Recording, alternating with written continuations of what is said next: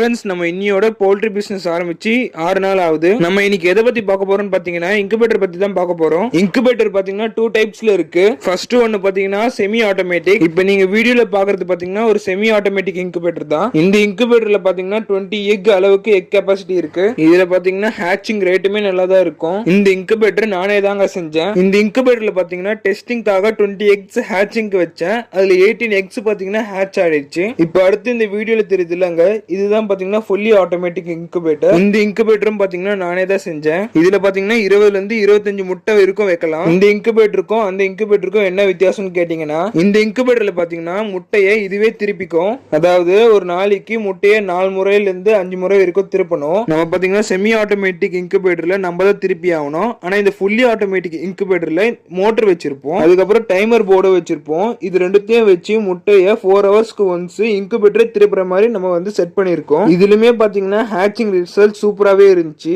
இதுல ட்ரேவை ரிமூவ் பண்ணிட்டு நம்ம இந்த இன்குபேட்டரை செமி ஆட்டோமேட்டிக் இன்குபேட்டரா கூட யூஸ் பண்ணிக்கலாம். அப்படி இந்த இன்குபேட்டரை யூஸ் பண்ணும்போது 30 ல இருந்து 35 எக்ஸ் கிட்ட இருக்கும் வைக்க முடியும். உங்களுக்கு இன்குபேட்டர் செய்யற வீடியோ வேணும்னு சொன்னீங்கன்னா மறக்காம கமெண்ட் பண்ணுங்க ஃப்ரெண்ட்ஸ். Bye friends.